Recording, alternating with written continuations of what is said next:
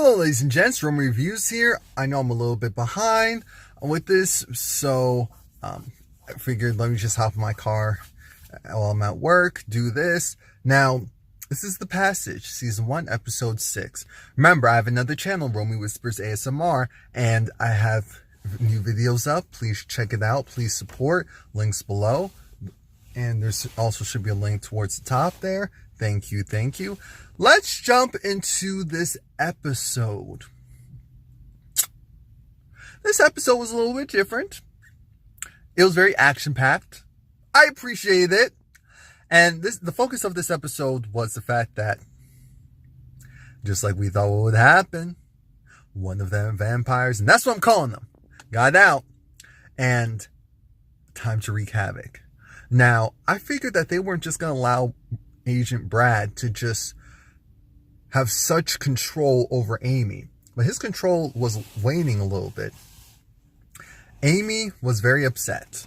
She had a book that I guess came from her mother, and when they had to originally run, she dropped the book. She's been wanting this book the entire episode. Brad has been so caught up in making sure that she's safe that he forgot that, hey, you need to listen to her. She's someone who's not in control of her situation right now. And the last thing she needs is for the person that she's supposed to trust to not listen to her. And remember, she can also read minds. And Amy was rebelling this episode. Amy's powers were growing. And when it came time to, hey, we need to track down the vampire, Brad told Amy to stay quiet. Don't let them know about your abilities. She said, yep, I can track him. I can see where he's going. He was pissed at her, but she told him, hey, a lot of people can die if he's just out there killing people. So then he couldn't say much about that. And the worst part is that new head honcho there at the lab, he loves it because remember, he wants a weapon. So now that Amy is exhibiting powers, oh my gosh, it's just perfect for him. Perfect for him, perfect for his crew. He thinks that, if this goes really well, we can weaponize her and we can weaponize this ability. And maybe we can even weaponize the vampires and control them. But one thing at a time. So now they're going to go off the base, which at first I thought maybe they're going off the base, agreeing to go off the base so that they can make a run for it. But no, they really went off the base to go and track this vampire. Now, to get some insurance from Agent Brad, yes, it was the Project Noah crew that went and kidnapped his wife. And I guess, kidnapped his wife. But they didn't do a good job. So when they kidnapped her, she was driving the car that stopped because there was another car in the road. And the agent left, and I said, you dummy. So the agent left, and he got killed, and we didn't know what happened to Brad's wife. So now Amy is tracking this vampire, and they get to this car. Brad, doing his job, doing his due diligence, goes through the car and sees, oh, you took my wife? It's like, So he's like, oh, I'm gonna... And Clark said, look, I know you're gonna kill me if something happens to her. Look, we just need to move forward. She's probably still alive. Her body isn't here. So then Amy, again, realizing, oh, so-and-so's wife? Brad's wife was taken? The nice lady that helped it? Oh, we're definitely saving her. And again, I'm sure Brad wasn't even thinking about this. But once his wife was in danger, of course his tune shifted a little bit. So now they need to go and follow this vampire to this cabin in the woods. And the vampire was already, chomping at the bit at this older woman. And remember, if they make contact with you and they sink their teeth in you, you don't die. You do die, but you turn as a result. And that's what happened. The woman was originally being saved by Brad's wife. And is it Leela or Lila? And I'll say Lila. And Lila, she didn't realize the situation, and she almost got killed by this woman. And Clark had to shoot, but then also had to open up the window so that the sunlight could weaken the vampire enough so that when he shot her again, it actually killed her. Brad's looking at this like, what type of mess do you have us? Is that going to happen to Amy? Like, what? It's just so much going through his mind. But at this moment, his ex-wife is safe, so that's what he needs to focus on. The thing is, it's not over because the vampire is still roaming around. Excuse me. So Amy says that she can help. She can still track him. She finds the vampire on her own, and she thought that maybe she could use her scream to immobilize it.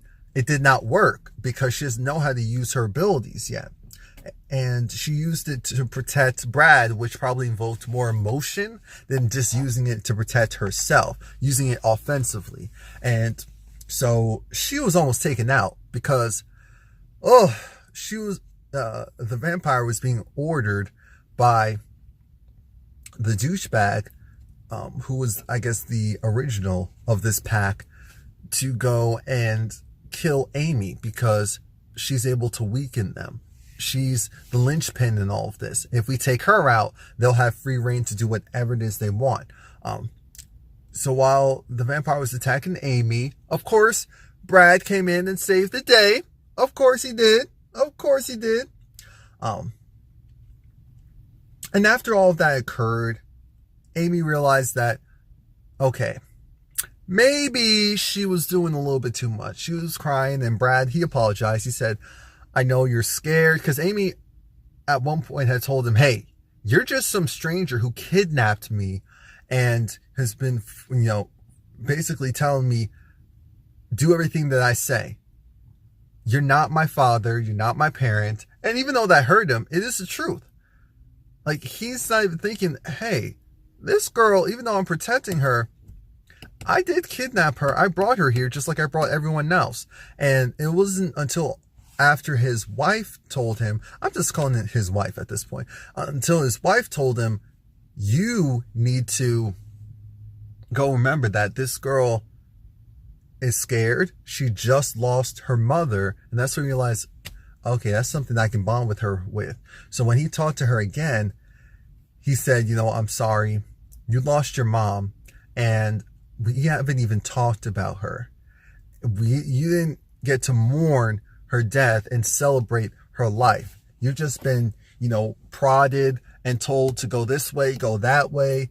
And I didn't do a good job of really protecting you where it matters most. And she was just like, no, I'm sorry. I was just in my feelings. And he said, hey, we're in this together.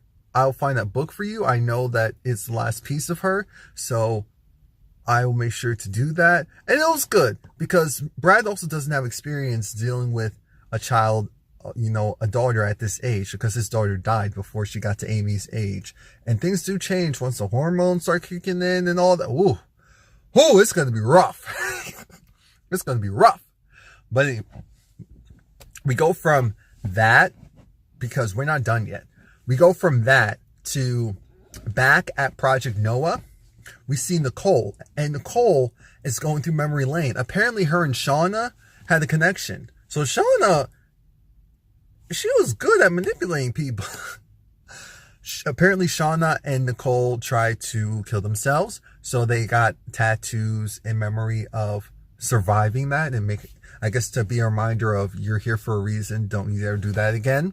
And so then that's how they've originally started to talk, like patient, doctor, and they developed a friendship because there's not that many women there, and it's supposed to, you just do your work and keep your head down. That's how it's supposed to happen. But Nicole got close to Shauna. She even, got Shauna pizza. They watched a scary movie. That was the first time the doctor ever watched a scary movie. And then she went off base for not the first time, but she went off base with, who, Clark, in order to see the scary movie, to go and tell Shauna Babcock about it. So it's thanks to Shauna that Clark and Nicole really talked and, had the relationship blossom, because she was asking for permission to leave the base. And he said, you don't need to report to me for something like that. And she was like, oh, Will's like, but I would like to see the movie too. Can I take you? I said, oh, that's cute. And fast forwarding now, because Shauna, the entire episode, was trying to warn Nicole that you're going to regret not protecting me, or just assuming that, or giving up on me. That's what it was. And Nicole did give up on her. Nicole thought that once the virus hit and she turned, that there was nothing in there anymore. And so she was willing to kill her. She was willing to do all this stuff.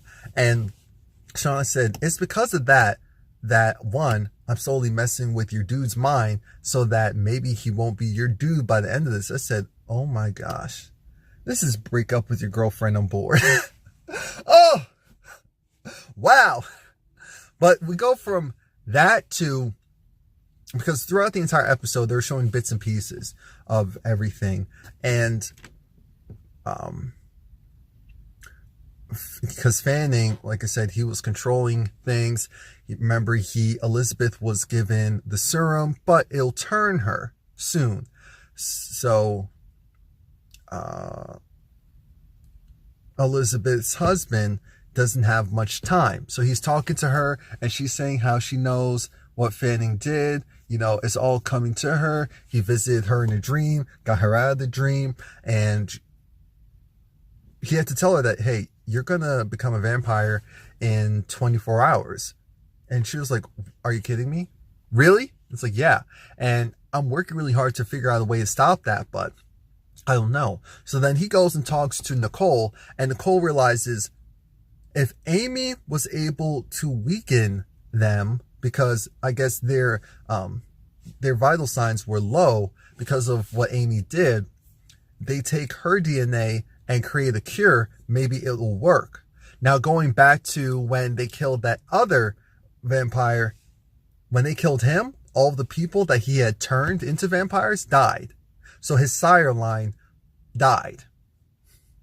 That's important because they didn't, because remember, Fanning is technically the sire line to Anthony, the sire line to Amy, the sire line to Shauna, to almost everyone there.